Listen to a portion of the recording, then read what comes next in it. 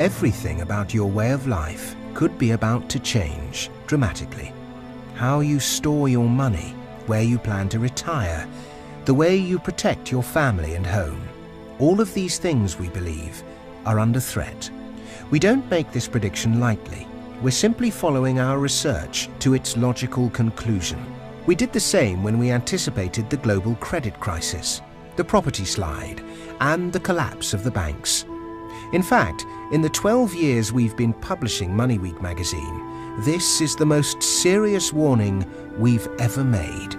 As you'll see in this short film, we have uncovered an unsolvable problem at the heart of our financial system. We believe the outcome of this problem is inevitable, and the recession, joblessness, and instability you see right now is only the first stage of it. Many people think the slump we're in now is as bad as it will get, but the truth is, it's only the start. In fact, you'll certainly see the consequences of this deep-rooted problem unfold across the cities, towns, and villages of Britain. No one will escape the fallout. In all recorded history, no country has ever recovered from the financial position we find ourselves in today. No government has ever been able to reverse this trend. No emergency action has ever come close to a solution.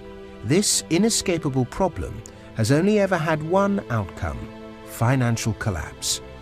You can challenge every single one of our facts in this film, and we're confident you'll find that we're right about each allegation we make. Then you can decide for yourself.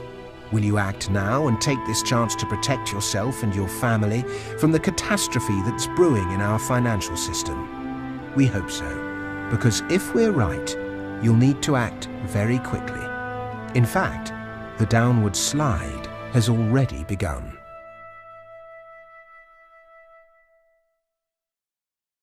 Britain is about to be flattened by a tidal wave of debt. It doesn't matter if you vote Conservative, Liberal, Labour, UKIP, or for no party at all. The facts are the facts. Let's take a look at some numbers. 2.5 years ago, when the coalition government formed, we were already in a huge amount of debt. In fact, the previous government had left the country sinking under £700 billion worth. The coalition has spent the last 2.5 years desperately and very publicly trying to get our finances in order. We've had an austerity budget. We've had tax hikes. We've had the cuts. But for all that, our national debt is still growing at an incredible rate. Despite David Cameron's talk of austerity, he's going to add an estimated £700 billion to the national debt in just 5 years. That's more than Tony Blair and Gordon Brown added to the national debt in 11 years. It's more than every British government of the past 100 years put together. The fact is, when you look at our finances as a whole, the coalition isn't cutting anything. State spending is going up, our national debt is going up, and our interest payments are going up. By the next general election in 2015, our national debt is estimated to stand at almost £1.4 trillion. It's clear our public finances are in an enormous mess. Anyone can see that. And to some extent, some politicians will admit it. But add in our financial, personal and private debts, and an even darker picture emerges. Compared to the size of our economy, Britain is now one of the most heavily indebted countries in the Western world. That's official. Our total debts stand at more than 5 times what our entire economy is worth. Proportionately, that's more debt than Italy, Portugal, Spain, and almost twice as much debt as Greece. Those are 4 countries already in the throes of financial crisis. We're the odd one out because we haven't collapsed. Yet. But things can't stay that way for long. You see, the only countries that have more debt than us are Japan, where the economy has stagnated for 20 years and the stock market has crashed by 75%, and Ireland, where the housing market has crashed 50% and the government has been forced to accept a bailout. In fact, our debts tower above almost every other nation's. Here are the figures that prove it. That's absolutely incredible, isn't it?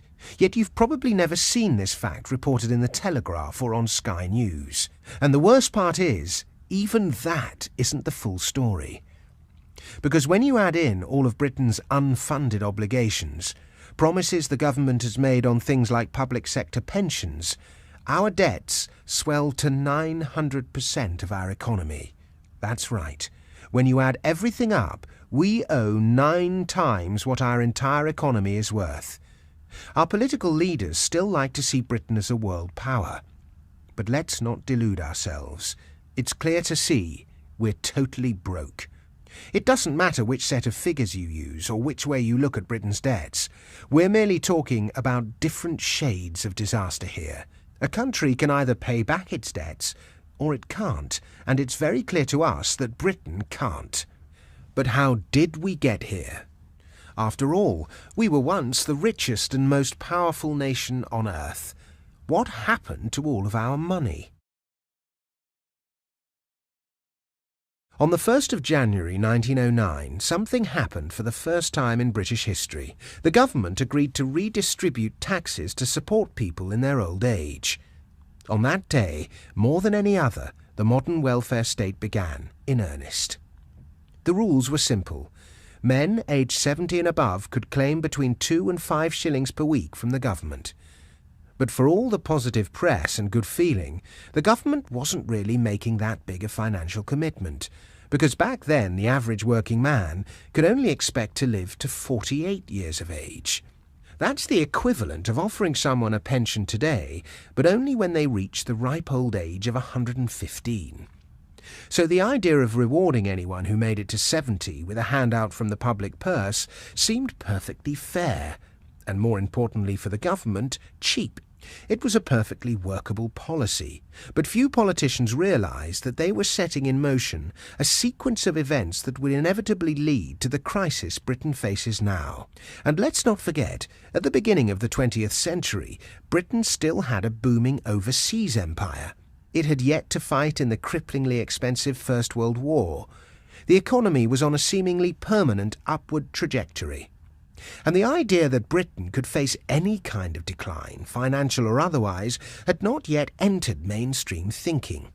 We could afford to pay for a welfare state, so why shouldn't we implement it? But there was one problem. Now the welfare state had started, no one had any idea where it would stop, or whether it could actually be stopped if it became unaffordable. We'd created a trap for ourselves, then stepped right into it. It wasn't until the Second World War was finally over that the welfare state really began to grow. Welfare was seen as a major part of winning the peace, keeping the forces of socialism and fascism at bay. Of course, politicians soon realized welfare wasn't just a tool to win the peace. It was also incredibly effective at winning votes, too.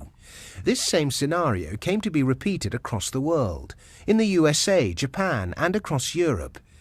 Seemingly limitless economic growth and prosperity allowed politicians to make an essentially unlimited promise.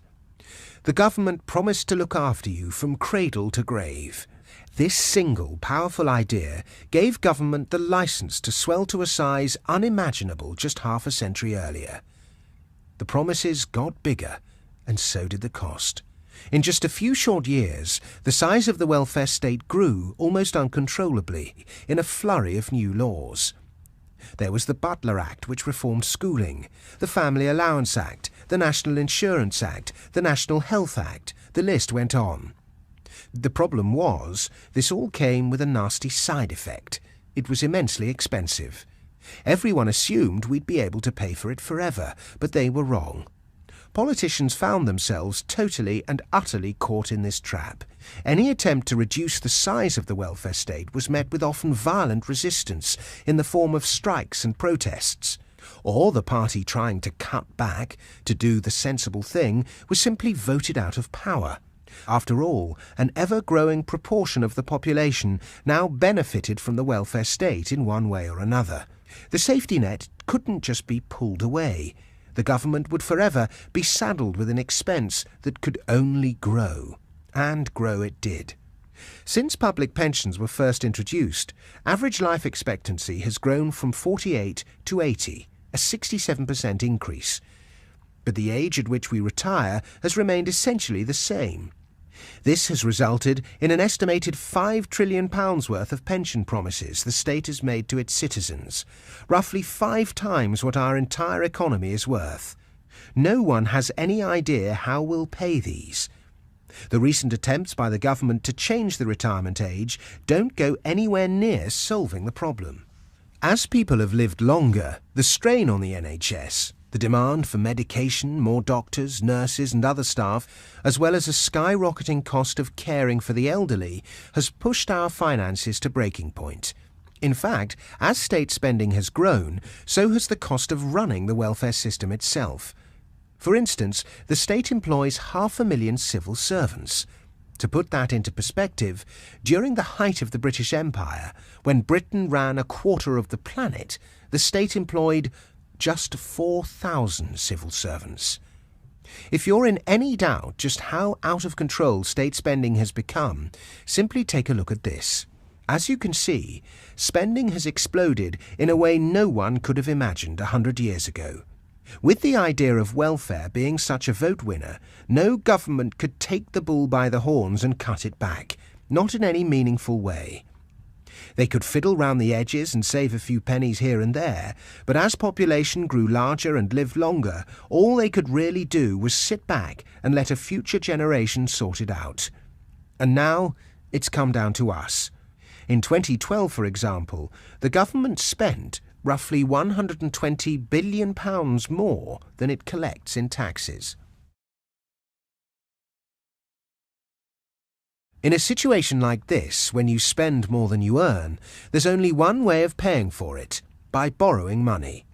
That alone is bad enough, but remember, we also have to service our debts, to pay interest on a pile of debt that's mounting ever higher, debt that we'll never pay back. So a vicious cycle was set in motion. Politicians realised that to remain in office, they needed to make bigger promises, call for bigger reforms, and ultimately borrow more and more money. This addiction to debt has spread into every corner of British society. Banks, businesses, the ordinary man on the street. These days they all carry a great weight of debt. Debt has become normal. Want a holiday? Pay for it on credit. Want a new crowd-pleasing cut in taxes? Fund it with debt. To put it bluntly, our politicians, so-called educated people who were meant to be looking after our interests, acted like teenagers with their first credit card, all to win votes. If the UK had been a business or an individual, we'd have been declared bankrupt by now. We'd have been forced to sell our business premises or our home, and would have been housed in a run-down flat long ago. We are broke. We have been for a long time. But very soon, it will really hit home. So what's different about today? Why can't the government just keep giving us more and take on more debt to pay for it? That's worked for 100 years. Why won't it work now? The answer to that is simple. The explosion of government spending and government debt has mostly come in the past 30 years, and during that time it's been easy and cheap for the government to borrow money. You see, interest rates on the government's debt have been steadily falling for 30 years. Here, let us show you. In 1982, Margaret Thatcher's government had to pay 15% to borrow money for 3 years. This came in the form of a bond, a gilt. Anyone with money, be it a rich country or a pension fund, could invest in the bonds and receive 15% interest in return. But over time, the government's borrowing costs have fallen dramatically. Now the government only has to pay 2% to borrow money over the same period.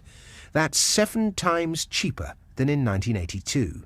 And low interest rates make it easier to borrow money. Debt has been getting steadily cheaper for 3 decades. That has allowed the government to borrow more and more money without having to face the consequences. But these good times are about to come to an end.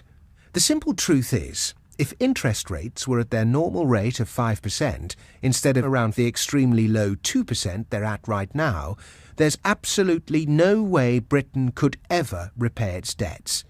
In fact, at normal rates of interest, we're already bust, not just in over our heads, but 6 feet under. It's simple maths. If interest rates moved back towards the normal 5% level, our cost of borrowing would triple.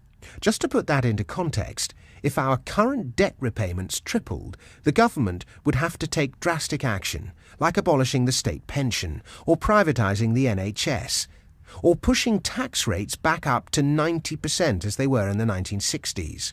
In short, Britain would change radically. And that's just if interest rates move back to normal levels. The fact is, when you're in a lot of debt, interest rates are either your lifeline or your death sentence. So long as rates stay low, you can just about keep things on track. You can service your debts, keep borrowing, and keep the wolves from your door. When rates move higher, you get squeezed, and eventually you're finished. All of a sudden, you have to find more and more money to cover the interest on your debt. This is an extreme example of what happens when interest rates take off. As you can see, in 2009, the Greek government could borrow money at just 1%. Then, in the wake of the financial crisis, the Greek economy hit the rocks, fell into recession, and the markets realized what a complete mess the country was in. Interest rates shot up vertically, and Greece imploded, not just financially, but socially and politically too. As you've seen on the news, there have been riots, suicides, overnight poverty, snap elections and crushing general strikes. People couldn't get their money out of banks fast enough. Businesses collapsed. In that environment, just keeping your family safe is a big challenge. That's the danger of rocketing interest rates to a country with huge debts. As Douglas Carswell MP said recently, Greece might be the first Western country to discover that you cannot keep running up debts to pay for a lifestyle you did not earn. She will not be the last. The laws of mathematics are universal. In Britain, interest rates on government borrowing now stand at record lows. If we're not at rock bottom, then we're incredibly close. That means the most important trend of the next 20 years is almost certainly rising interest rates. Debt has been getting cheaper for 30 years. Now, it's about to start getting much more expensive. We're now facing an unprecedented crisis. As interest rates rise, our record debts will become impossible to bear. No one can say how quickly things will escalate. Interest rates could rise overnight, or they could slowly and inevitably push higher, taking years to slowly strangle the economy, the housing market, the stock market, stripping us all of our wealth one day at a time. What we can say with certainty is that sooner or later, interest rates will rise. We're approaching the day when foreign investors realize the scale of our problems and demand higher interest rates, or stop lending to us altogether. When that day arrives, we are certain things will get nasty. So what happens to Britain when interest rates rise? What shape will the crisis take? And what does all this mean for you and your family? The first flashpoint will be the banking system. We've already seen this across Europe. This is because banks hold huge amounts of government debt. When interest rates rise, the value of government debt, bonds, falls. Even a small jump in interest rates would wipe billions of capital off banks' balance sheets. It's impossible to say exactly which high street banks, if any, could withstand that kind of hit. As news of the bank's problems hits the press and rumours of a new round of bailouts spread, the public will catch on to what's happening. We're likely to see a run on the banks. Picture the scenes we saw at Northern Rock as people rushed to get their savings back, but 10 times worse. That's because this time round, the government simply won't have the money to bail the banks out again. But the crisis will not be confined to the financial sector. The next domino to fall will be the housing market. Most mortgages are linked to interest rates. As interest rates shoot upwards, millions of people will be pushed underwater by a combination of falling housing values and rising mortgage payments. But that isn't all.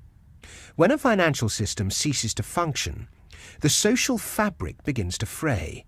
We're not simply talking about shares falling or house prices dropping, which is devastating enough.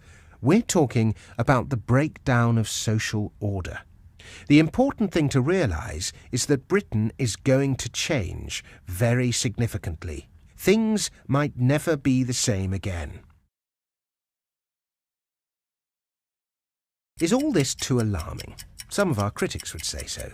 Most people think Britain's debt collapse can't happen. Of course, it's hard to picture. Banks look safe until they announce they're broke. Governments say everything's under control until they beg for bailouts. These events often come as a shock to the public.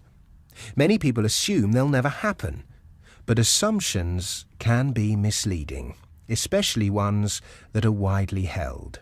The Victorians thought the British Empire would last forever. Americans in the 1920s thought the stock market boom would never end. And here in the UK, during the 1990s and early 2000s, we thought we could keep borrowing and spending forever. But if you need any convincing of how quickly things can change, of how rapidly order can turn into chaos, history offers us a number of painful reminders. Let's take just one of them. In the early 20th century, Argentina was one of the world's largest economies. Rich in natural resources, a massive industrial sector, so cultured they called Buenos Aires the Paris of South America. In fact, a popular saying 100 years ago was as rich as an Argentine. But fast forward to the end of the 20th century, and things looked very different. Argentina's borrowing spiraled out of control. As Argentina's debt accumulated in the late 90s, its financial system buckled. Austerity measures were put in place. Sound familiar? Businesses closed, trade fell off a cliff, and investment fled the country by the billion.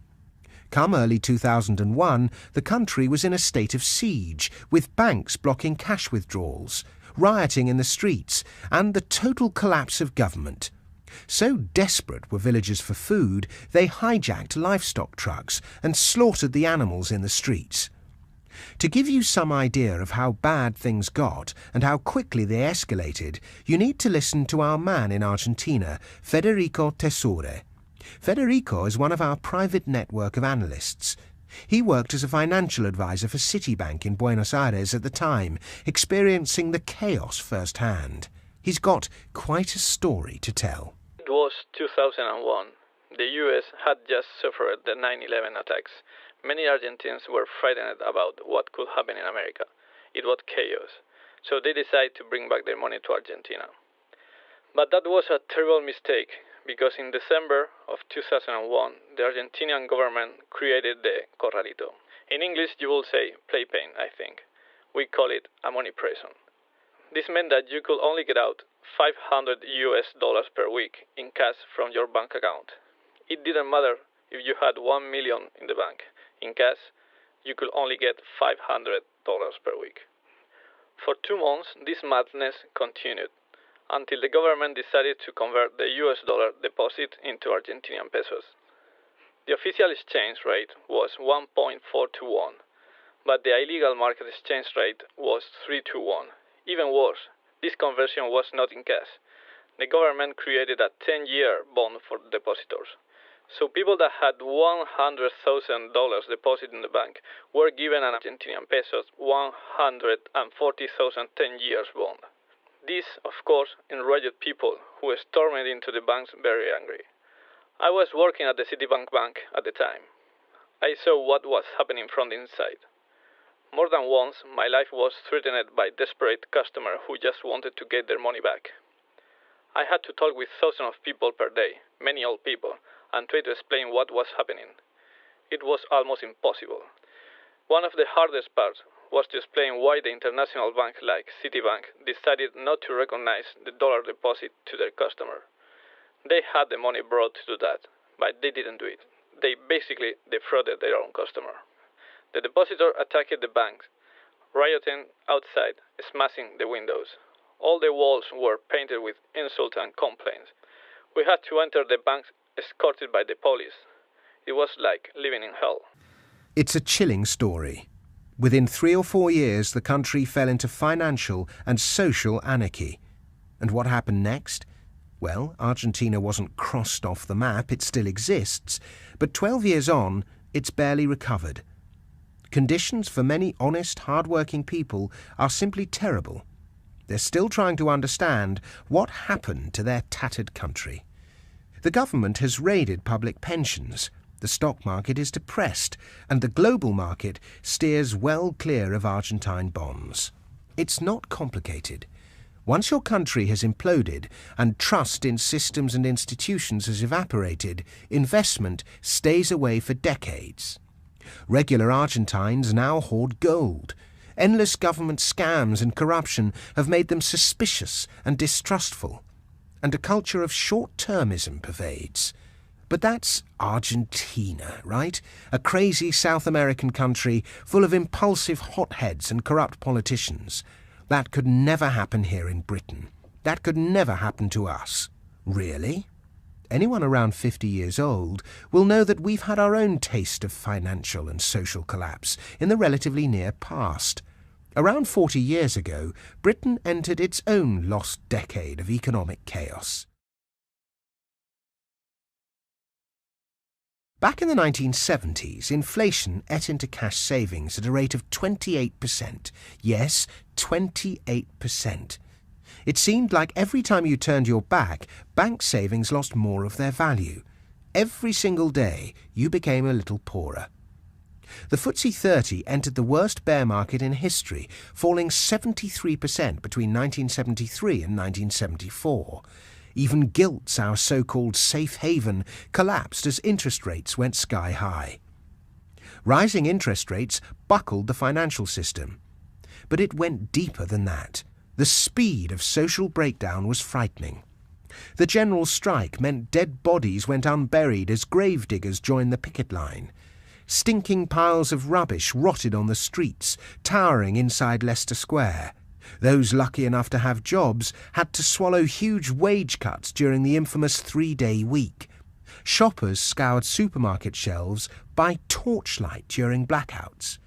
That's not to mention the violent civil unrest, where thousands of the unemployed and strikers clashed with the police.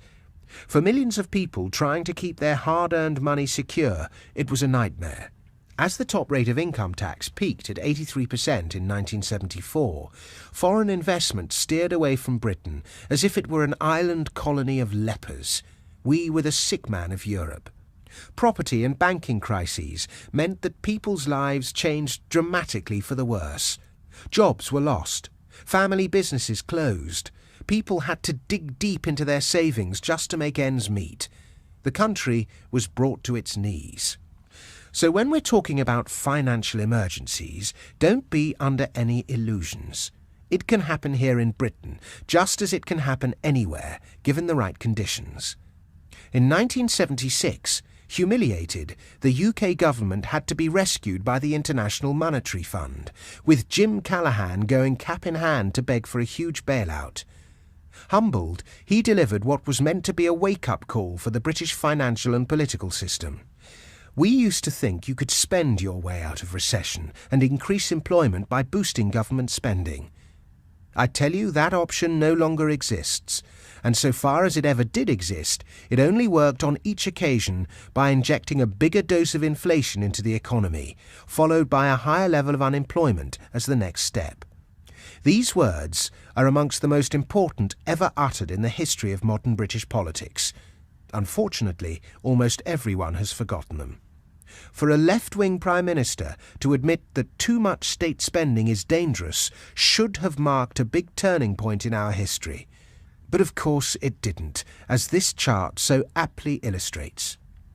In the 1970s, the spend-borrow-spend experiment should have ended.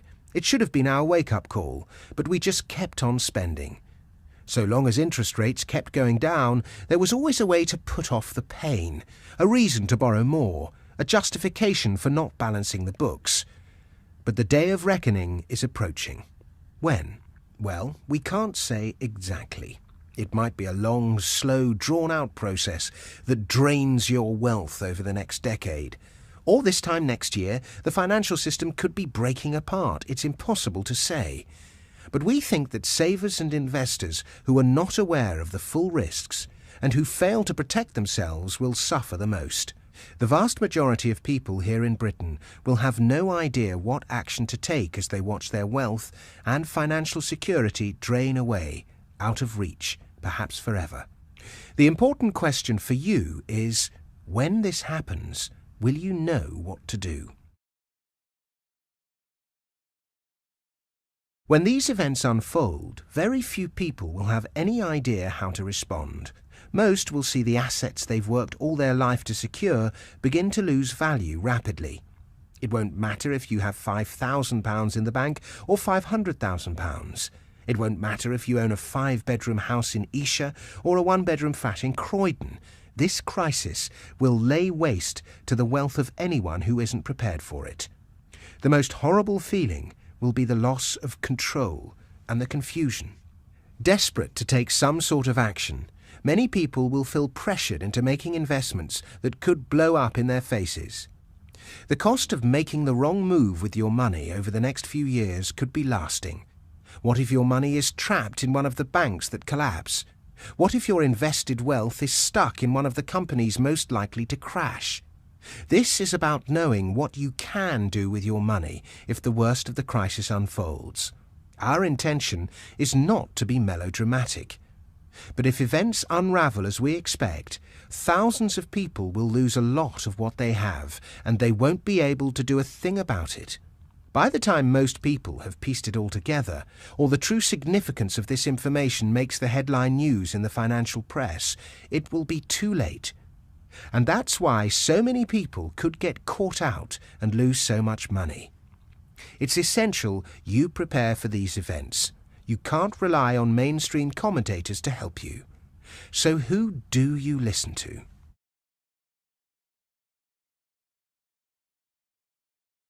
For most people, disasters of this magnitude come out of the blue.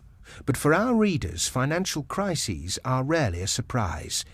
Often we spot these dangers approaching, as we have this one, and give our readers time to prepare. For more than a decade, MoneyWeek has been sharing its insights with private investors. We have helped steer them away from dangerous areas of the market into profitable ones. In short, we have a track record of getting many of these things right. We gave a warning to steer clear of British banks as early as 2005. But when they crashed in 2007, a lot of Britons still had their money tied up in banking shares, and they lost a lot of it. Let's take another example, property. In October 2006, both the FT and Telegraph were singing property's praises. But we saw things differently. Our research told us the market had dangerously topped out. Our message was loud and clear. Get out of property now. Within just a year, the property market began its steep fall, just as we'd warned. We don't know if you personally lost money in the property collapse, but many people did. Thanks to the UK's obsessive property mania, egged on by the mainstream media, many unfortunate people timed one of the most important investments of their lives completely wrong. On the other hand, those that listened to our timely warning had the opportunity to secure their wealth. Without the catalyst of MoneyWeek, I surely would be part of the herd and suffered great losses through these challenging times. That is a fact. Another example. When we predicted the oil super spike in May 2006, those that listened made a swift 82% gain. We have a track record of getting many big calls right. We're proud of it. It's what makes us confident and serious about the job we do here at MoneyWeek, providing crucial and lucrative insight on the markets. This is simply a note of thanks to you and your staff in providing publication that has personally guided me into safer financial waters during this time of uncertainty. Throughout 2007, we repeatedly warned our readers to ditch the FTSE, while the mainstream commentators, with great confidence, wrongly reassured investors there was nothing to worry about. The FTSE giants have nothing to fear. Telegraph, 29th of July 2007. Once again, our team saw which way the wind was blowing. Here comes the crunch. MoneyWeek, 27th of July 2007. And right before the colossal crash of 2008, we issued a stark warning. The credit carnage is far from over. Our readers had the time to get out and avoid the pain felt by thousands of investors. I have to hand it to you. You have forecast everything during the downturn, and none of this is vaguely a surprise to you. More recently, we gave our readers advance warning about both the Eurozone crisis and China's economic downturn, and showed them the best ways to profit from both. Our message right now is that we believe Britain is entering a long, downward cycle, one that's likely to be punctuated by a devastating financial and even social collapse. Our research group draws upon the knowledge and experience of some of the brightest and most forward-thinking financial minds in the country. The Money Week team includes an award-winning defensive asset manager who's responsible for more than £1 billion in client money, a financial publishing magnate and self-made millionaire, one of the most respected financial commentators in Britain, and one man so innovative in his reading of the markets he now advises the European Commission. These are men and women who spend every day of their lives either working in or analysing the financial markets, but who most importantly do not get swallowed up by mainstream viewpoints. They are smart, independent people who aren't afraid to seriously question conventional wisdom, to stand apart from their peers and cosy groupthink, and to see what's really going on beneath the surface. The fact is that many ideas about investing, which emerged over the past few decades, have to be radically re-evaluated. The idea that you can just buy and forget it, whether we're talking shares or property, is plain wrong. That's how things used to work, but not anymore. That kind of wrong thinking over the coming months and years could be disastrous for you. Over the last decade, we've shown our readers where the markets were heading months, sometimes years in advance. The value of that insight is incalculable. We have helped keep safe the ambitions and financial futures of countless people. Again, we cite our success and experience with the crises of the past because there's an even bigger crisis looming. Britain's huge accumulation of debt means its fate has already been sealed. We're about to pay for what we've borrowed, and in the worst possible way. If you have any remaining doubts that a day of financial reckoning approaches, watch the next 2 minutes of this film, and we'll prove it to you conclusively. In recorded economic history, every single country with debts as big as ours, every single one, has suffered a devastating economic collapse. There are no exceptions. For example, during the Great Depression, when thousands of ordinary people lost everything, America's total debt hit 252% of GDP. In any circumstances, that's bad. But things can get worse. During the Japanese economic collapse, which triggered more than 2 decades of deflation and a 75% drop in the stock market, Japanese total debt hit 498% of GDP. That's twice as bad as the level of debt seen in America during the Great Depression. If Britain's current debts were at those kind of levels, it would be worrying. But in truth, our debts are now much worse than either of those 2 examples. Shockingly, our debt load is now on a scale comparable with one of the most frightening economic disasters of the 20th century. We're talking about the Weimar Republic. Back then, suffering under the weight of brutal war reparations, civil unrest, and shattered public finances, the Weimar Republic's total debt equaled 913% of its economy. Of course, you know what happened next. The government printed money and hyperinflation took off. In the end, it was cheaper to decorate your home with banknotes than wallpaper. Ultimately, the country descended into a period of economic and social crisis, a catastrophe that ended with the rise of the Nazi Party.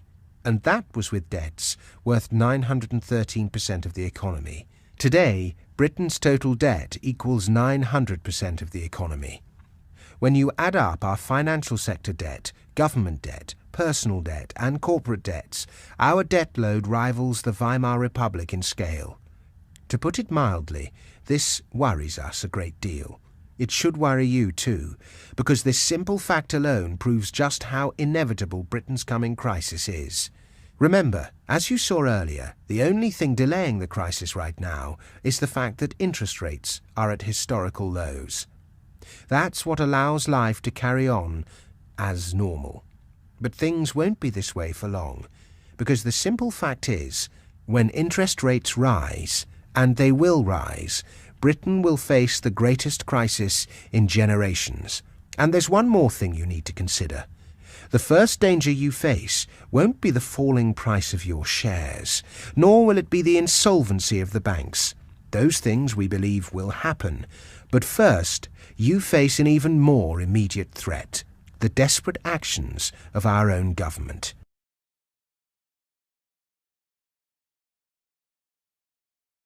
There is nothing the government can do to solve the debt crisis. Better people than David Cameron and George Osborne have tried to get out of similar crises in the past, and failed. As you have seen, the hole we've dug for ourselves is simply too big to ever fill back in. But that won't stop politicians making a series of bad decisions to fight the inevitable while they're still in power. They must be seen to be doing something, and that's bad news for you. As the crisis deepens, panic will take hold. In a desperate attempt to pay off the debts and try to regain control, politicians will cast around for any sources of money available and use almost any means to seize it. Invariably, that means they'll turn to their primary source of income: you. Throughout history, when countries are in financial crisis, governments automatically raid the wealth of their citizens. It's all they can do. It goes as far back as ancient Rome. As the empire crumbled and inflation raged, the emperors raised taxes over and over, squeezing as much coin as they could from their subjects. Back to the 20th century, in 1933, President Roosevelt signed Executive Order 6102, forbidding the man on the street to hold any significant amount of gold. In the midst of the Great Depression, the government basically made it illegal for anyone but them to hoard the precious yellow metal. Refusal to comply with these demands was met with a 5-year prison sentence. That's essentially how the US filled Fort Knox, by seizing other people's gold. Just 2 years ago in Hungary, facing a debt crisis similar to our own, the government nationalised all pensions. In effect, they confiscated people's savings. Can you imagine waking up one day and being told that the income for the last 30 years of your life hangs on a government promise? In Greece right now, benefits have been cut to the bone, salaries and pensions have been slashed up to 40%, and the retirement age has been hiked to generate more income from the population, the very victims of the crisis. But you don't have to look too far from home to find one of the cruelest examples of seizing private wealth. In 1974, the top rate of income tax under Edward Heath was 83%. Imagine how it would feel to be so blatantly fleeced by your own government. In other words, in times of financial panic, the government will come after the people with money and savings. If you're someone who's worked hard, been responsible, considered the future, thought about your family, planned for your old age, and built up savings and some wealth, you are the prime target. The government and financial authorities will never admit this, of course. They will never announce or admit to these confiscation policies. In fact, their official statements are designed to conceal it. And yet, in the end, their actions and the new controls they implement will undermine some of the core principles of the British way of life. The protection of private property, individual freedom, the rule of law, clear limitations on the role of the state, or, to put it colloquially, an Englishman's home is his castle. It's not just your home that will come under threat, it's your money, and the outcome could be very uncomfortable indeed. Just imagine the following situations. Your spending money limited. You set off to take a brief holiday on the Mediterranean. As you go through security at the airport, you're asked to reveal how much money you have on you. You take out your wallet. Anything over £500 is confiscated. And you can't use your credit cards overseas. Your investments restricted. You come across an interesting investment idea that involves buying a foreign share. You open up your online stockbroking account and search for it. Instead of the usual ticker code and information, all that appears is an error message. Sorry, but overseas shares are no longer available. A dividend super tax. You decide to review your investments and look through your latest pension and broker statements. To your dismay, you find that the dividend income you expected is much, much lower than usual. You notice a small note at the bottom of the statement. It says, dividend income is now subject to additional dividend control tax at 25%. Your pension downgraded. You're watching the 10 o'clock news when the newsreader calmly announces the Chancellor of the Exchequer's latest policy. It's a bombshell. In 3 months' time, all private pensions will be nationalised in the national interest, and the government will take control of all pension provision. In Europe right now, in Italy, Spain and Greece, wealth restrictions are already being implemented. These measures have already been discussed amongst Eurozone finance chiefs, limiting the size of withdrawals from cash machines, border checks, the suspensions of free travel between countries. There are draft plans to initiate these extreme measures under desperate circumstances. Considering the UK has one of the largest debt-to-GDP ratios on the planet, how long will it be before your money is seized by our cash-strapped government? Will it be when interest rates creep up 1%, 2%? It's impossible to predict exactly. Unfortunately, you cannot stop the government taking this course of action. Even worse, these measures will primarily be aimed at people exactly like you. People who have worked hard, saved their money and paid their taxes. There may be resistance, even mass protests. But if things get bad enough, we think capital controls will be put in place once again. Remember how Britain got into this dangerous situation in the first place. The enormous cost of welfare started spiralling. We had to borrow hundreds of billions to service it. We had to pay interest on that borrowing. The debt has grown and grown. Soon the rates of interest could rocket. At that point, the government cannot function. And very soon we believe they will target you and your wealth to pay for everything. But that doesn't mean you have to just sit there and accept it. In a moment, we'll show you a special wealth preservation report that outlines investments you can make right now to help keep your money out of the government's grasp. How soon do you need to make them? That's up to you, of course, but ask yourself, do you want to risk making them too late, before the real crisis even hits, before the banks buckle and the stock market hits record lows? The government could have a stranglehold on your wealth. Our advice is simple. Don't let that happen. Let our research group show you precisely how to respond.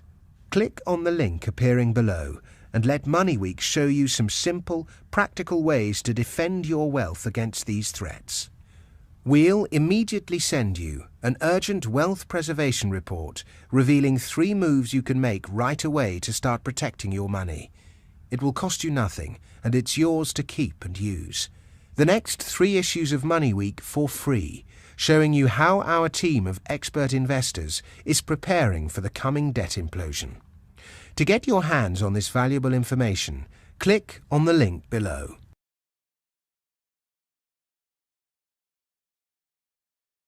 Now that you understand the danger Britain faces and the events we believe will take place in the near future, we'd like to show you exactly what we think you can do to defend yourself. Our company has offices around the world, not just here in Britain, but in America, France, China, India, South America and Australia.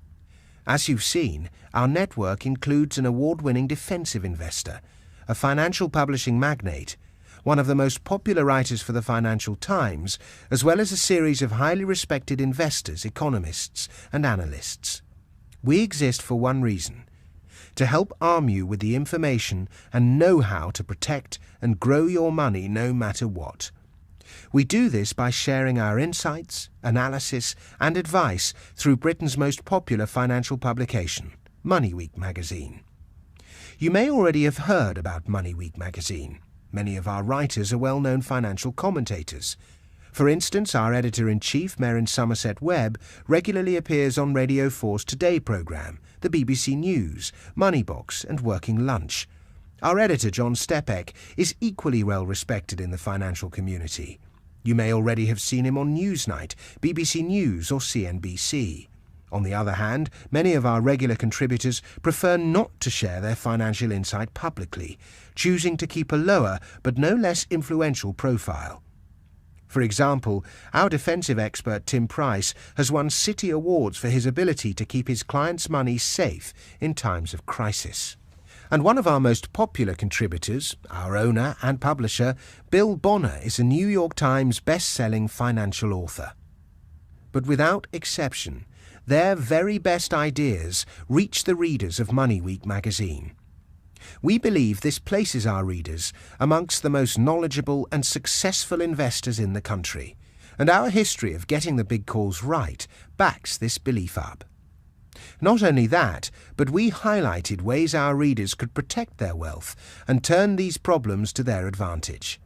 It's no exaggeration to say that this kind of advice has helped many of our readers save and make thousands of pounds. Our belief is you can survive the coming crisis, but only if you have the knowledge and the know-how to keep your wealth safe. MoneyWeek magazine aims to provide you with this knowledge, starting with your free wealth preservation report.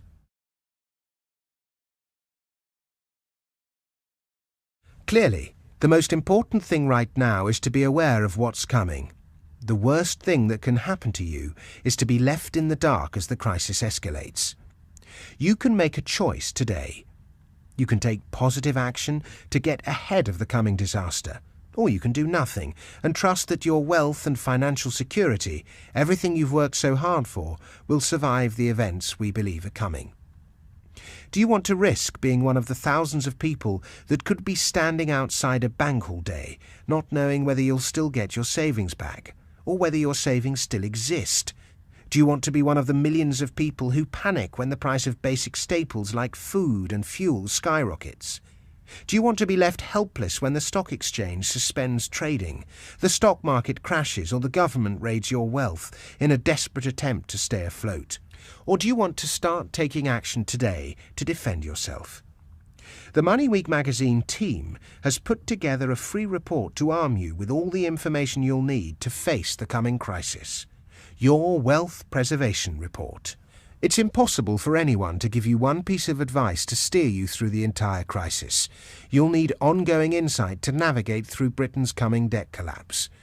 But we have selected 3 crucial moves you can make right now, so you'll be starting out in the best possible position to protect yourself from the threats we see coming.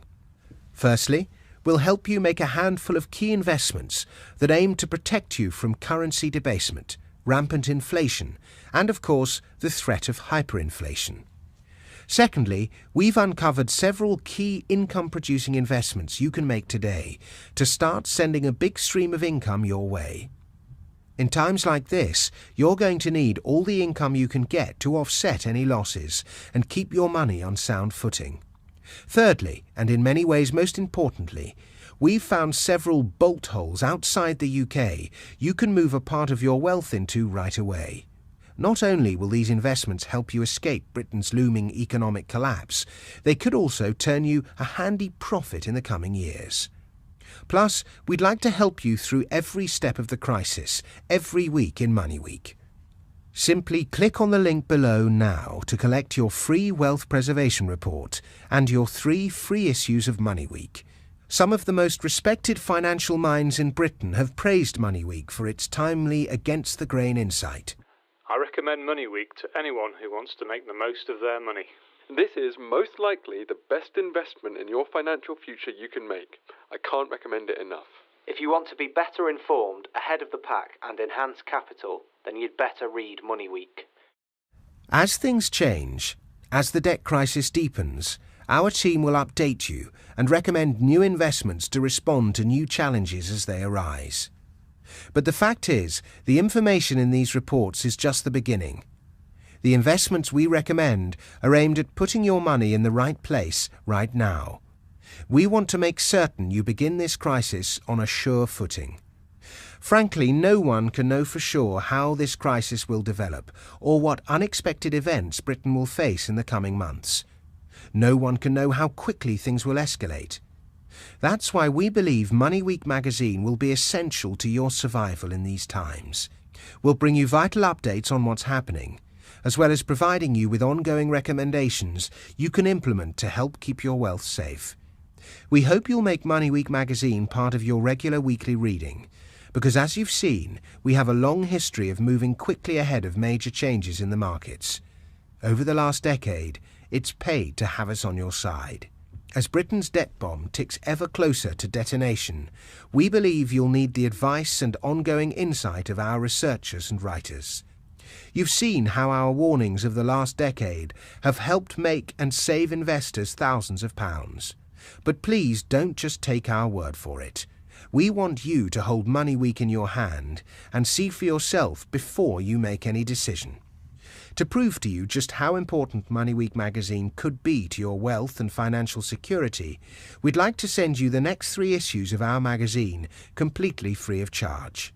That means you'll be able to implement the crisis moves provided in your free reports today and benefit from MoneyWeek magazine's unique insights for the next 3 weeks without paying a penny. That gives you the time to judge our research and analysis for yourself. And of course, if you're not convinced that MoneyWeek is for you, just contact us at any time during your 3-week free trial and we'll stop your subscription immediately. The 3 issues we send you will be yours to keep regardless. And you'll have the free Wealth Preservation Report too, valuable information that could save you thousands if the crisis worsens. However, if you decide that the expert advice in MoneyWeek is well worth having every week, then we'd like to offer you a very attractive price indeed. The usual cost of MoneyWeek is £175.95 for a full year, but we want you to benefit from our insights and advice and not be inhibited by the price. So if you decide to continue receiving MoneyWeek after your 3 free issues, we'd like to offer you a special subscription for only $19.95 for every 13 weeks, 13 issues, through direct debit. That's a saving of 56% off the cover price. Alternatively, you can choose to pay by credit card and enjoy a whole year, 51 weekly issues, of privileged investment knowledge in MoneyWeek for just £89.95, a saving of 49%.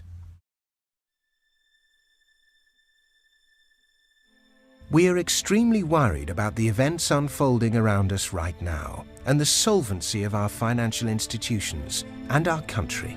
Quite simply, we want you to benefit from our advice and experience. The sooner you pick up your free Wealth Preservation Report and get our latest insights, the sooner you can start protecting your money from these looming threats. To take advantage of this offer now, simply click on the link below. We're preparing our readers for a financial crisis that will put everything they've worked hard to secure in real danger. Events of this magnitude do not come around very often. That's why most people will simply fall victim to it. But when they do happen, you must be ready for it or risk losing everything. Ask yourself, could I face losing a large portion of my money at this stage of my life? Could I happily retire, knowing I won't be able to live the way I've always dreamed, knowing I cannot leave my kids with as much as I hoped? Could I forgive myself if I did nothing to protect my investments and family, even after this serious warning? Today, you have an opportunity to prepare yourself against Britain's coming debt implosion. Don't waste it. It will cost you nothing to see what we believe you need to do urgently. And it will cost you only a very modest amount to continue to receive our advice as the crisis deepens. Do nothing, and you could be watching your shares falling in value, your home losing thousands, and the government pinching every penny it can out of your pocket. Will you know what to do? Will you know how to respond? Don't let yourself become one of the thousands of people here in the UK looking back with regret, wondering, what if I'd listened? What if I'd done something? We're offering to show you precisely how we think you should position your wealth right now, before it's too late. Claim your first 3 issues and your crucial Wealth Preservation Report immediately, absolutely free. You can download it now. Simply click on the link below to take action ahead of the crisis. Thank you for watching.